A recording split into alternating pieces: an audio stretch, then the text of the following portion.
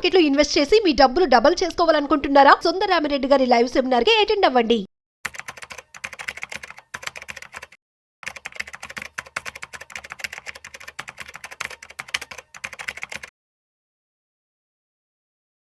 నమస్తే, welcome to Vishnu talks. నేను విష్ణు. ప్రస్తుతంతో పాటు certified financial planner doctor Bachchu Anil Kumar garu ఉన్నారు. సార్తో మాట్లాడదాం. సార్ నమస్తే. సార్ అనిల్ గారు నమస్తే. విష్ణు గారు welcome to Vishnu talks. Anil గారు, ఇప్పుడున్న పరిస్థితుల్లో ఒక 40 సంవత్సరాలు వయసు ఉన్న ఒక వ్యక్తి ఒక ఫైనాన్షియల్ పోర్ట్ఫోలియో బిల్డ్ చేసుకోవాలి అంటే స్టాక్స్ కానీ, గోల్డ్ కానీ, మ్యూచువల్ ఫండ్ కానీ, రియల్ ఎస్టేట్ కానీ, ఇలా డిఫరెంట్ అవెన్యూస్ అన్నిటినీ కలిపి ఒక ఫైనాన్షియల్ పోర్ట్ఫోలియో బిల్డ్ చేసుకోవాలి అంటే ఎంతెంత ప్రపోర్షనేట్లో ఉండాలి అంటే ఎంతెంత పరిమాణంలో ఉండాలి అంటారు ఆ పోర్ట్ఫోలియోలో ఈ ఇన్వెస్ట్మెంట్ అవెన్యూస్ అన్ని కూడా? తప్పకుండా.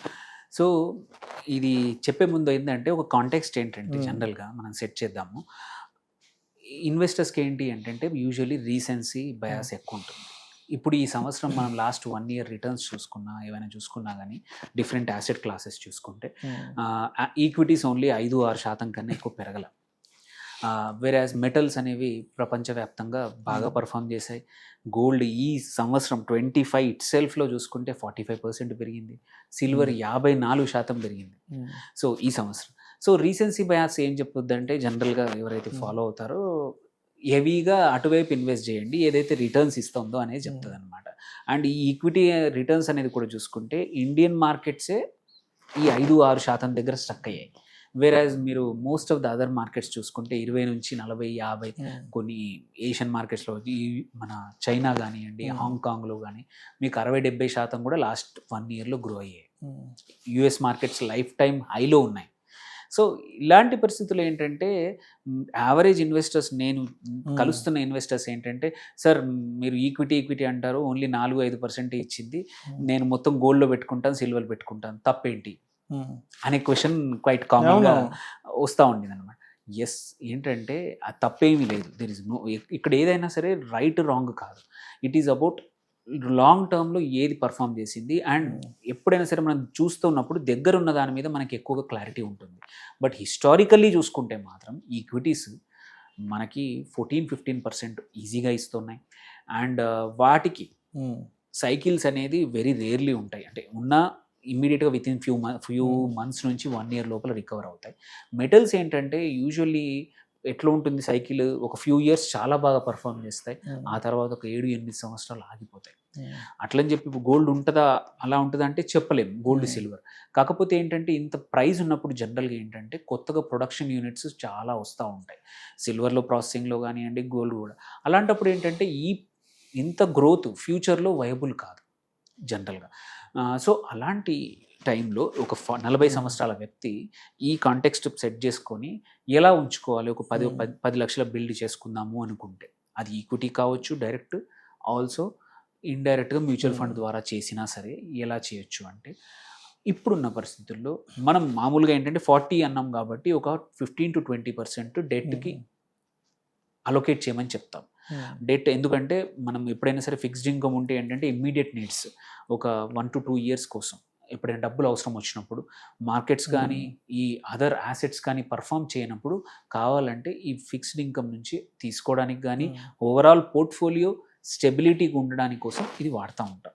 సో ఇప్పుడు కూడా కొద్దిమంది ఏంటంటే 30-40% పెట్టచ్చు కదా, కాదు, ఇప్పుడున్న interest rates some of the highest. But going forward interest rates తగ్గే అవకాశాలు ఇప్పుడు ఎక్కువగా కనబడుతున్నాయి ఆర్బీఐ చెప్పిన ప్రకారం. సో అలాంటప్పుడు ఏంటంటే ఒక 15-20% మాత్రమే ఫిక్స్డ్ ఇన్కమ్లో పెట్టుకోవాలి.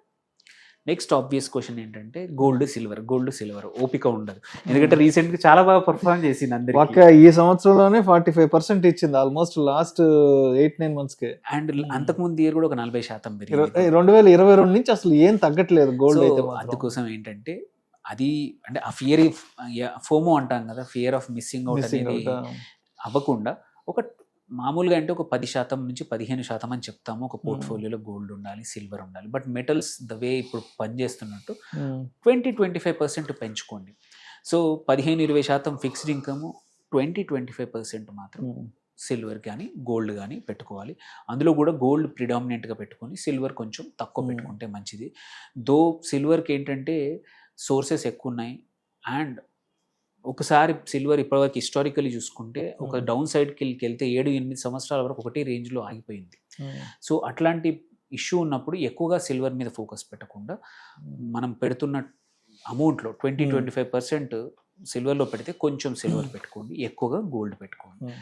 దెన్ మిగిలిన 45 నుంచి 55% ఏదైతుందో అది ఈక్విటీ పెట్టుకోవాలి. అక్కడ కూడా ఏంటంటే ఈ ఎస్పెషలీ ఎవరైతే కొంచెం డైనమిక్గా, బికాజ్ ఇప్పుడు ఈ కాలంలో ఏంటంటే యాక్సెస్ ఒక క్లిక్ ఆఫ్ ద బటన్ యాప్స్లో యాక్సెస్ ఉంది కాబట్టి ఇక్కడ కూడా మోర్ కన్జంప్షన్ రిలేటెడ్, ఎస్పెషల్లీ మన జిఎస్టీ అనే కాదు, జనరల్గా మన ఇండియా అనేది కన్జంప్షన్ డ్రివెన్ ఎకానమీ కాబట్టి సో కన్జంప్షన్ రిలేటెడ్ కానీ ఆటో ఫోకస్డ్ ఉన్న స్టాక్స్ కానీ ఇట్లాంటి వాటిల్లో ఆ టెక్నాలజీ ఫోకస్ ఉన్న స్టాక్స్లో ఫ్యూచర్లో బాగా పర్ఫామ్ చేసే అవకాశాలని, పవర్ సెక్టర్ కానీ, సో ఇట్లాంటి వాటికి ఒక 50% ఆఫ్ ఈ 50% నుంచి అందులో పెట్టుకుంటే ఏంటంటే మీ పోర్ట్ఫోలియో అనేది గ్రోత్ వైపు ఉంటుంది. మిగిలిన దాన్ని కూడా లార్జ్ క్యాప్ ఒక 15% అంతే, 15-20% పెట్టుకొని mid and small cap, especially next decade అనేది లార్జ్ క్యాప్స్ కన్నా కూడా ఇండియన్ ఎకానమీ అండ్ ఈక్విటీ కూడా driven by mid and small caps. So అక్కడే మీరు చూస్తే అందుకే చాలా కంపెనీస్ ఎస్ఎంఈలోకి వస్తున్నాయి, అక్కడ నుంచి స్లోగా మైక్రో క్యాప్స్ అవుతాయి, మైక్రో నుంచి మిడ్ అవుతాయి, స్మాల్ అవుతాయి, మిడ్ క్యాప్ అవుతాయి. సో నెక్స్ట్ రెవల్యూషన్ అది అక్కడే జరగబోతుంది. సో ఓన్లీ మీకు ఆల్రెడీ ఒక 15-20% డెట్ పోర్ట్ఫోలియో ఉన్నప్పుడు ఇంకొక 15-20% లార్జ్ క్యాప్ పెట్టుకొని మిగిలినదంతా mid and small cap with focus on consumption driven పెట్టుకుంటే ఏంటంటే మీకు ఆన్ యావరేజ్ ఈ అంతా పోర్ట్ఫోలియో తీసుకున్నా సరే ఓన్లీ ఈక్విటీ పర్ఫామ్ చేసిందంటే ఈక్విటీ ఇస్తుంది, బికాజ్ మీ 55% వరకు ఈక్విటీ ఉంది. మెటల్స్ పర్ఫామ్ చేస్తే మెటల్స్ ఇస్తుంది, అండ్ ఫిక్స్డ్ ఇన్కమ్ జస్ట్ స్టేబుల్గా 7-8% రిటర్న్స్ ఇస్తుంది. ఆన్ ద హోల్ ఈ పోర్ట్ఫోలియో చూస్తే మీకు 14-15% అనేది పక్కా ఇస్తుంది అనమాట. సో ఒక 10 లక్షలు ఉంటే ఇలా ఒకే చోట పెట్టకుండా ఏంటంటే చాలామంది సింప్లిసిటీ ఇష్టపడి ఒక ఇన్సూరెన్స్ పాలసీ అనో లేకపోతే వచ్చిన కొత్త ఎన్ఎఫ్ఓలో ఏదో ఒక అది సెక్టర్ స్పెసిఫిక్ అని చూడరు, ఏదని చూడరు, ఒక 10 లక్షలు అలా పెట్టేసేస్తారు. తర్వాత అవసరం వచ్చినప్పుడు ఆ సెక్టర్ స్పెసిఫిక్ ఫండ్ లేకపోతే ఎక్కడైనా పాలసీలో పెట్టినప్పుడు అవసరం వచ్చినప్పుడు విత్డ్రా చేయకుండా లాక్ ఇన్ అయిపోతాయి. అలా కాకుండా ఇట్లా కొంచెం డైవర్సిఫై చేసుకుంటే ఏంటంటే అవసరం వచ్చినప్పుడు కొంచెం అమౌంట్ అన్నా పక్కా నీకు అవసరం దొరుకుద్ది. ఈ బంగారం కానీ ఈ సిల్వర్ కానీ కూడా ఫిజికల్గా కన్నా కూడా ఈటీఎఫ్ల ద్వారా కానీ గోల్డ్ మ్యూచువల్ ఫండ్ కానీ సిల్వర్ మ్యూచువల్ ఫండ్ ద్వారా పెట్టుకుంటే ఏంటంటే విత్డ్రాల్ వెరీ ఈజీ, లిక్విడిటీ చాలా ఈజీగా ఉంటుంది, గ్రోత్ని క్యాప్చర్ చేసుకోవచ్చు, లేదు వాడుకోవడం లేకపోతే అది అలాగే గ్రో కూడా అవుతూ ఉంటుంది. అండ్ అన్నిటికన్నా ఇంపార్టెంట్, రేపు ఏదైనా అవసరానికి తగ్గట్టు పోర్ట్ఫోలియో మార్చాలనుకుంటే ఈ యాసెట్స్లో మ్యూచువల్ ఫండ్స్లో ఉన్నాయనుకోండి, రీబ్యాలెన్సింగ్ చేయడం ఈజీ.